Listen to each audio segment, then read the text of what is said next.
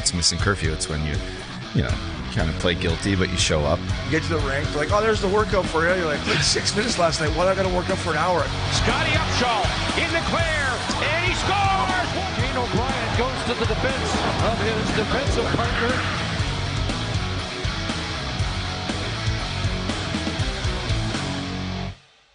Yes, you know how we roll on a Tuesday. Time to say hello to the fellas from Missin Curfew, Shane O'Brien and Scotty Upshaw. Now listen, I'd be remiss if I did not mention that today, when we all woke up, the Florida Panthers were in a playoff spot. That bottle of Camus looking more likely for you, Obi. Look at Obi. Jackie, You called it. Yeah, I know. Listen, it's not over yet, Jackie, and you did remind me about your feisty Friday. I had a long St. Paddy's Day weekend, guys, so I'm battling through it. I got my halls here.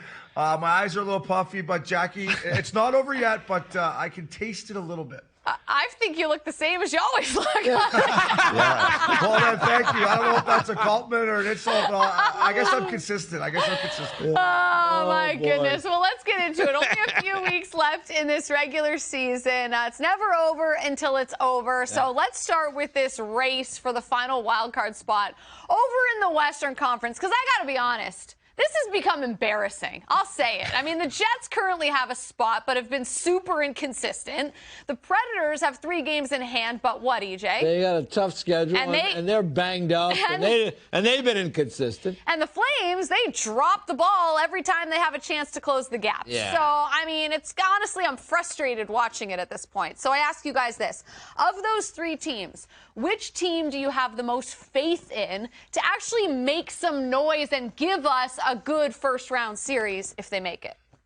Well, first of all, you guys are talking like a couple East Coasters that just, the East counts the West, the West this and that. You got to give the West some love. I know the inconsistency has been true, but there's some good teams out there. There has been some good. And for me, the Winnipeg Jets with Connor Hellebuck, that they've kind of a little bit of a slide, but they're back in it. I have faith in them if they do get in for that goaltending. And the East is getting a lot of love up me, but these teams out West are still good. And come playoff time, I think they're going to prove it. Yeah, and Winnipeg's such a hard building to play in. Yeah. So come playoff time with a good goalie in a tough building, anything can happen. I'm kind of upset that you don't have my Seattle Kraken on there. Are you just counting them that they're already in and that they're just going to make their way and maybe make a splash? Yes. Okay, good. Because that was my squad. I'm like, yeah, I was sticking with them. But, Calgary, the way they lost last night in L.A., unfortunately, their goaltending's been a struggle, right? New face. Is there maybe some coaching changes that need to happen there? That will be a question. I'm going to jump on Obi's bandwagon here just because Winnipeg, I used to hate going there. In the playoff time, they get that building rocking. Anything can happen. So that might be the sleeper pick to come and make a splash in the Western Conference. You mentioned Seattle. I just took a peek at the schedule, right? They got back-to-back games coming up with Nashville. Ooh. So, I mean, if Nashville were to sweep Seattle, the games were in Nashville, all of a sudden that would drag Seattle into that mire, that embarrassing mix of teams there. But Nashville, the math favors Nashville. It's just the schedule doesn't. It's a lot of games in a short period of time. They play a lot of tough teams. I'm with you guys on Winnipeg. I think of those teams, they are the best of that group. They've been the most consistent. They've had some injury issues that have really hurt them. But, boy, if Winnipeg could have shut the door on all this a while ago, and they've opened the door, and now Calgary and Nashville. They're like opening it and closing it and then opening it. And be like, are you guys still there? Are you still on the other side of the door? Yeah. Oh, okay, just checking. And Calgary responded with a great effort in the first period last night. I mean, they were revved up to go, got down 4-0. Well, you guys are talking. What? You guys have that much faith in the New York Islanders, like they've been the most consistent team. They're wild card one in the East. We're talking about wild. Hey, listen, the Islanders have been more consistent, at least in staying in their wild card spot, than the 3 teams we're talking about. I'm talking about like the last 10 to 14 days. If you have been watching the way the Winnipeg Jets, the Calgary Flames, and the Nashville Predators have been handling massive opportunities at their feet, it has been not great. All of their coaches will tell you that. They have all blown massive opportunities to either increase the gap in Winnipeg's case or close the gap in Calgary and Nashville's case. So that's why we're talking like that. That's why we didn't talk about the Seattle Kraken, because they're not a team that, like, yes, they haven't had as good a second half as a first half, but they've still been consistently getting points, and they're not putting themselves in a bad spot. I think Winnipeg those games coming up could beg to differ. Yeah. But the three teams that we're talking about in Winnipeg, Calgary, and Nashville, to me, it's just like, if Winnipeg falls out of this, I got to picture that Adam Sandler gif from that movie where he's like, you blew it, or whatever movie that's from. That's what they'll deserve. But I do agree with you guys that not only is Winnipeg, I think, the best team, I think they are the team that, based on the season as a whole, deserves a spot just based on the way they've played all season. But we got to move on to our next topic. We'll stick with the playoff theme here a little bit. What's a first-round playoff matchup that you most want to see? For me, it's the rematch of a potential LA Kings Edmonton Oilers. I think both teams have something to prove from last season. Edmonton's being not making it to the Stanley Cup Finals with two of the best players. I love the moves that they've done at the deadline. I think Edmonton is stepping up their game right now and finding their way. And then you have LA down here. You know, the additions that they made at the deadline. They're a team that has addressed it. They're healthy this year. They have a healthy Doughty. To me, their team is playing as good as anyone right now. And that matchup in the West could be two teams that could go the whole way. Yeah, that'll be a great series out here, and I'm looking forward to that if it happens. But for me, Jackie, it's the New York Rangers versus your New Jersey Devils. I think it'll be a great series of a young Devils team and a Rangers team. And I can't wait to just get the Devils faithful fired up. I like the Devils team.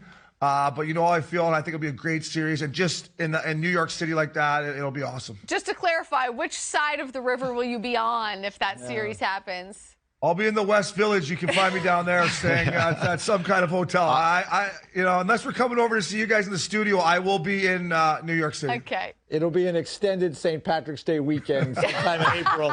The eyes will be puffy. The eyes will be Cinco de Mayo by then. It'll be Cinco de Mayo, I think. Yeah. Hey, with the playoff matchups, and I mentioned this to Jackie earlier, and it's one that I don't think anybody really has talked about at all.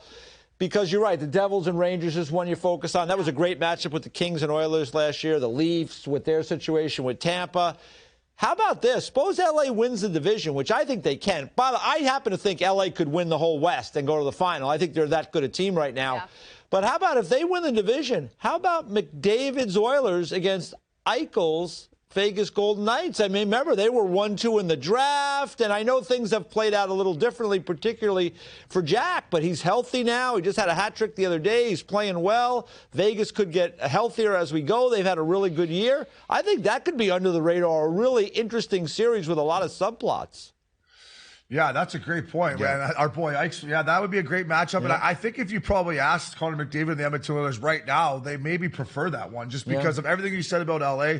We both agree that LA's, could very well win the West. So, EJ, you're right. That'd be a great matchup, and we may have to slide out to Vegas for one of those games. Or LA. But let's just say this. With the year Connor's had, he's going to do something so special in this playoff. I think we're going to see someone elevate their game to a level we haven't seen yet, and I'm excited. And if that is in Vegas, it'll be great for hockey because the entertainment value there is they got to play better D, the Oilers, than they did last night against Jackie's boy Carlson because he was absolutely flying around doing whatever he wanted. So they got to play some better D. You see those nice goals? I did see those goals, Jackie. I did see those goals. Yeah, I'm sure you saw some bad defensive plays by EK65 as well. But we won't get into that debate again. But you bring up the Sharks, and it's a great lead into the next question because, we're at the point in the season where we've only got, 15 games left or whatever it is, a few weeks left on the schedule. And for teams like the Sharks, it's got to be a struggle to go out there every night. Yeah. Not a whole lot to play for except maybe your job the following year, depending on your situation. So I want to know from you guys. You guys were in this league. What's it like playing for a bad team in March and April? Have you ever been on a team that was completely out of the playoff picture? And what was that like playing out the last few weeks? Meaningless games? Does the curfew change? What's it like in the room? I mean, how does that experience go? Yeah, it sucks, Jackie. I went through it the lockout year in Colorado where I think it ended up being Nathan McKinnon. So you're welcome, Avs fans, for getting Nathan McKinnon for you. But it sucks. You come to the rink, you're not playing, you're out of the lineup, everyone. And to me, Uppy, like our dressing room was, it was just not a great place to be in. And both of us love being in the locker room. So to be honest with you, I didn't even really go out a whole lot. I had the countdown down to the end of the season to save it up because you're miserable. You hate it and you hate losing. Yeah, it helps when we were losing in Florida because at least you're in nice weather. So I'll give you that. But guys are on edge. Things become really competitive. Most guys are playing for jobs. And if you're one of those guys kind of on the mix, there's younger guys coming in that are getting opportunities. So all of a sudden you're showing up to games and you're not in the lineup. And it's not a great place to be. It's not a great place to hang out. One thing you worry about is not getting hurt because it's going to ruin your summer and your golf game.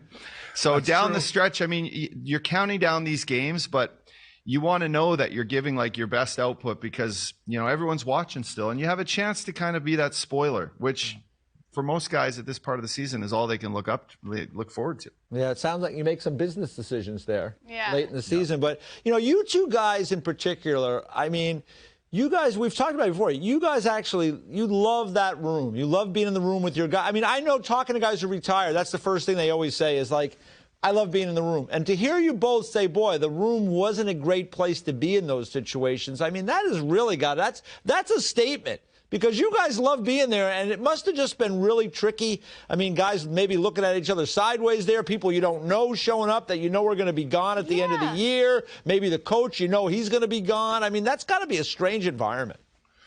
It was, EJ. It was my lowest point throughout the NHL, and our room was cliquey, which I took pride in, and I know Uppy did too, of having a good room with good guys in there and no cliques. And it was cliquey that year in Denver, and it just sucked coming to the rink. And it was a long couple months, and you knew there was going to be changes coming. Luckily, I was on the first of a 3-year deal, so I knew that they still had to pay me, but it sucked, DJ. It was not enjoyable. And I'm just telling you, I was ready to get out of there. Yeah, that's like your domain, right? You're supposed to feel safe and like where everyone's kind of, this is your squad. And it's just, things they go south quick. And all of a sudden you're like counting down these days, these games mean nothing. And, you're looking around the room and you're hoping younger players at that time realize just how hard it is to win and how hard it is to get in the playoffs. Because as years go by, and EJ, you know this because we're retired now, but it's like, you wish you had those games back. You wish you had those moments back where guys, sacrificed a little harder. Guys, didn't get hurt and, you watch the years go by. Without playoff hockey, it's, the season is wasted ultimately. I would imagine, too, and you guys both kind of alluded to this, right? Like, nobody likes losing. We say all the time, winning fixes everything. Yeah. When you're winning, everyone gets along, everything goes well. Yeah. When you're losing, everyone handles that type of frustration, that adversity, and just losing, the negativity differently. So I would imagine in that type of situation, when you have young players that maybe don't have contracts or are trying to crack the lineup, and then you have guys that are on 3-year deals that aren't worried about it, I think there could be I guess what I'm trying to say is I would imagine that things would get fractured between players a lot easier because one guy might be like, pull up your socks, like, we need to play in this game, like, I'm trying to stay in this lineup, whatever it might be. But it's an interesting conversation. Yeah, and it's a great point. And J.S. Shagir, who I loved and won a Stanley Cup in Anaheim that year in Colorado, like, he lost his mind a couple times because of what you just said. Like, we got to be better. We got to keep winning. And I'm thinking, Jiggy, like, there's nothing we can do, buddy. Like, we're not winning. Like, we can keep trying we want, but we're not winning. And again, that's coming from a goalie that's won a Stanley Cup, and he's at that point of his career where he's like, guys, this isn't going to be around for me much longer. I want you guys to all be more serious. It's a real thing. All right, and I'm sure these types of conversations are happening with some of these teams in the room as well. All right, let's get to a more positive thing. Alexander Ovechkin being honored tonight by the Capitals for passing Gordie Howe on the all-time goals list. Now, when the Kings honored Gretzky for setting the all-time record way back in the 90s, they gifted him with a Rolls Royce. The year is 1994. The flow on Gretz, I got to tell you, it's pretty good. Yeah. So, we're inspired by this video. We want to ask you, what do you think an appropriate gift is for Ovechkin? Because they said they're going to have a special gift, right? What do you think it'll be? I don't know, but good question. I don't know what was better, that Rolls Royce or Gretz. Gretz was looking great there with the turtleneck. I'm a little blown away how good Gretz was looking, but my answer is I would get I'm an SUV Lamborghini. I you know, Russian guys I play with, they love fast cars. Ovi, you know, he's a little bit older. He probably wants to get into something a little bit higher up. So to me, the SUV Lambo, good on the back. Ovi can still drive fast like the Russian guys like to speed around a little bit. I think just to be a one-upper, you get that Rolls Royce. The new SUV Rolls Royce is called the Cullinan, I think. It looks mean. It's got to be an SUV, though, guys, because his back sore, his hips are tight. I don't care what Ovi says. As you get up in age, he's got to use an SUV so he can help with the back and hips. And then a lot of the Russians like gold, right? So maybe just a nice gold Rolex to go with it, like one that just blings, you know? I didn't know that they like gold. Okay. Yeah, they like jewelry. A lot of them. They show up and you like it. You got another chain? Yeah, they do always wear nice chains. That's true. Okay. Well, fair enough. Any input there, each? Well, I mean, that was for setting the record, right? Yes. So it's a bigger gift. Yeah, I agree. A bigger gift. I mean, now this is your number 2. All right, so get him a RAV4. Maybe like, I mean, maybe like a Nissan Rogue. I don't know. You know, just something, get around, kick around town, that kind of thing. It'll be interesting, though, to see what the gift is for Alexander Ovechkin tonight. I'm sure it'll be expensive. Gentlemen, appreciate the insight. Thank you for hanging out with us. The season, I can't believe the season's coming to a close. Florida Panthers. Obi. I know. Fingers crossed. I'm not going to jinx it. I'm not going to jinx it, Jackie. Come on, You're trying Obi, to get me to jinx it. Come on. I'm not going to jinx it, BJ. Do it. I'm a gambler. I bet too much to jinx it. I'm not jinxing it. We better have a wine opener in here. Listen, gents, 13 games on the slate tonight. Enjoy. Don't drink too much vino. We'll see you guys next week.